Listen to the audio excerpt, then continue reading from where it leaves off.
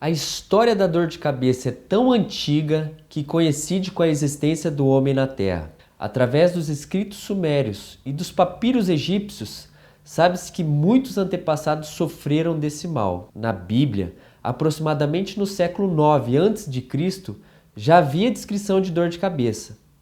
E nesse trecho bíblico é descrito um episódio de cefaleia muito peculiar que merece nossa análise sobre os olhos da neurocirurgia. O texto se encontra em 2 Reis de 4, 14 a 20. Eu vou ler aqui no aplicativo pela nova versão atualizada, nova Almeida atualizada, que é de maior facilidade para compreensão. Então o profeta perguntou a Geazi: o que se pode fazer por ela?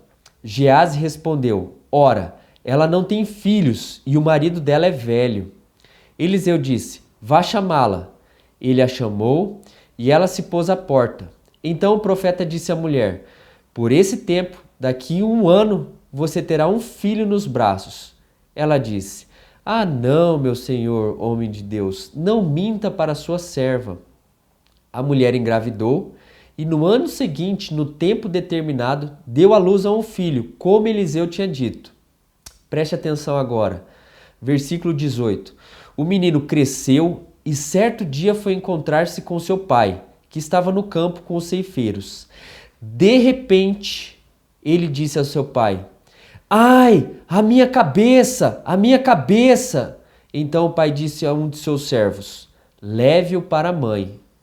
Ele o tomou e levou para a mãe.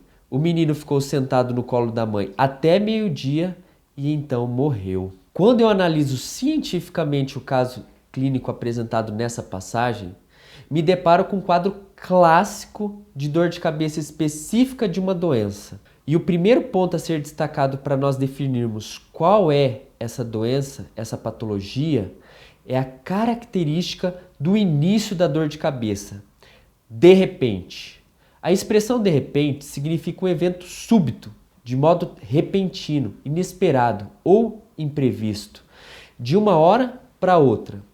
E toda vez que nós nos deparamos com uma cefaleia súbita, a primeira hipótese levantada é a de uma doença cerebrovascular, como um derrame, por exemplo. Outra expressão que nos ajuda a direcionar o diagnóstico é a usada pelo menino para descrever a dor. Ai, a minha cabeça, a minha cabeça. A associação de ponto de exclamação em todas essas frases nos remete claramente a uma característica da dor: fortíssima intensidade.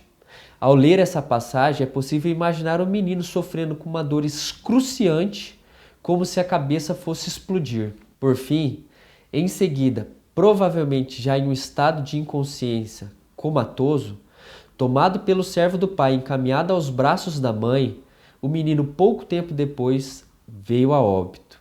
As expressões que falamos anteriormente que descrevem o início da dor e a intensidade da dor de cabeça, associada à velocidade com que tudo isso se desencadeou, nos direciona para uma cefaleia secundária de causa vascular, sendo a principal hipótese aneurisma cerebral. E apesar do texto dizer que o menino cresceu, o fato de ser assistido no colo da mãe até a sua morte nos direciona um raciocínio de que a criança ainda era pequena, talvez entre 4 e 10 anos no máximo. Diante dessa história, portanto, um questionamento pode surgir. Dr. Penzo, uma criança pode ter aneurisma cerebral? Meu nome é Luiz Penzo e eu lhe convido a pensar comigo. Pensa com Penzo.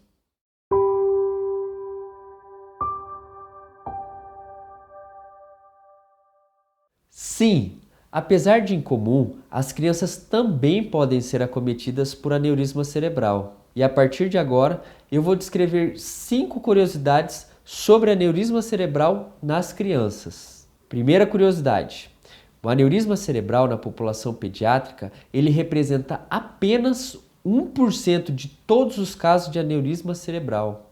Para você ter ideia, na literatura, nós temos apenas cerca de 700 casos relatados até o momento. Segunda curiosidade: os meninos são 2 vezes mais afetados do que as garotas.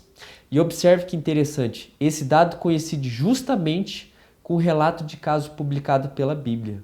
Terceira curiosidade: ela está relacionada com a localização do aneurisma. O aneurisma intracraniano na criança é mais frequentemente localizado na vasculatura periférica, isto é, uma posição mais distante do vaso, quando comparado ao aneurisma dos adultos, que costuma ser numa posição mais proximal dos vasos. Esse fato ele pode ser justificado pela associação entre trauma de crânio e aneurisma cerebral nas crianças, pois essa porção mais distal do vaso é a que está mais exposta quando existe um traumatismo, pois encontra-se muito próximo do osso. Os aneurismas traumáticos, eles compreendem quase metade de todos os casos de aneurismas na população pediátrica. A quarta curiosidade é que uma grande variedade de doenças podem estar associadas ao aneurisma cerebral na população pediátrica.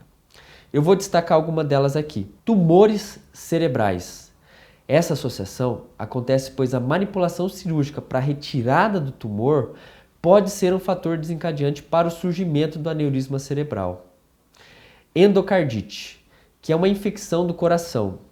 Mas você deve estar perguntando, o que tem a ver infecção do coração com aneurisma cerebral? É que a bactéria presente no coração, durante essa infecção, ela pode se deslocar até a cabeça, causando uma inflamação, enfraquecendo a parede da artéria e causando um aneurisma cerebral. Além das doenças citadas, ainda temos anemia falciforme e doenças do colágeno. Ambas essas doenças, elas se associam a uma lesão e um aumento da fragilidade do vaso intracraniano, levando consequentemente a uma formação de aneurismas nas crianças. A forma mais comum de apresentação dos aneurismas na população pediátrica é o sangramento decorrente da sua ruptura. E isso nos leva à quinta e última curiosidade. As crianças são mais resistentes do que os adultos. Quando comparamos a população adulta, a criança com hemorragia decorrente da ruptura de um aneurisma cerebral, ela parece ter um risco menor e uma tolerância maior às complicações do sangramento. As crianças, elas morrem menos do que os adultos após uma hemorragia por aneurisma. Para se ter ideia, a mortalidade na criança varia de 10 a 20%, ao passo que nos adultos a mortalidade chega a 80% ou mais em alguns estudos. Ao longo de toda a minha carreira como neurocirurgião e neuroradiologista intervencionista, eu tive 3 casos de aneurisma cerebral em crianças. Um dos casos foi uma criança de 4 anos de idade, na qual nós operamos um tumor cerebral e que nos exames de rotina durante o segmento, nós descobrimos que havia um aneurisma cerebral na artéria cerebral média, no mesmo lado em que foi feita a cirurgia inicial para a retirada do tumor. Esse caso, nós tratamos com uma nova cirurgia para excluir o aneurisma e a criança ficou muito bem. Os outros 2 casos, o diagnóstico foi feito somente após o sangramento, isto é, após o aneurisma ter rompido. E infelizmente, nesses casos em que houve o sangramento, as crianças vieram a falecer. Assim como na passagem bíblica de 2 Reis. Por fim, além das curiosidades expostas nesse vídeo, eu gostaria de enfatizar e deixar 2 lições para todos nós. A primeira lição é que a exceção à regra ela existe. Apesar de raro, nós devemos, e quando eu falo devemos, eu me refiro tanto aos profissionais médicos quanto aos familiares. Nós devemos ter em mente da possibilidade diagnóstica dessa doença tão grave se manifestando também na população pediátrica. Você, colega profissional que me assiste, se houver qualquer suspeita de cefaleia secundária, não deixe de pedir um exame de imagem. E você, pai ou mãe que assiste esse vídeo, não deixe de encaminhar o seu filho para uma avaliação se ele começar a reclamar de uma dor forte na sua cabeça ou apresentar qualquer alteração do nível de consciência, pois isso pode ser um sinal de aneurisma cerebral. Segunda lição, o profeta ressuscita a criança. Apesar de não ler a continuação do texto, na sequência o profeta Eliseu faz uma oração e ressuscita o menino. Hoje em dia temos a medicina ao nosso favor que evoluiu muito, mas existem situações que mesmo diante dessa evolução ficamos reféns da gravidade do caso. Porém, mesmo se a medicina não puder mais agir, não perca sua fé. Afinal, assim como existem as exceções à regra para o aparecimento de uma doença, existem os milagres que transcendem tanto a regra quanto a exceção. existem os milagres que vão além da compreensão. Portanto, tenha fé. Se você gostou desse vídeo, deixe o seu like, se inscreva no canal e compartilhe. A mesma Bíblia que descreveu o caso do menino com aneurisma cerebral comenta que a falta de conhecimento resulta em destruição. Por isso, vamos propagar o conhecimento e eu conto com a sua ajuda. Compartilhe esse vídeo e eu te vejo em breve. Até a próxima.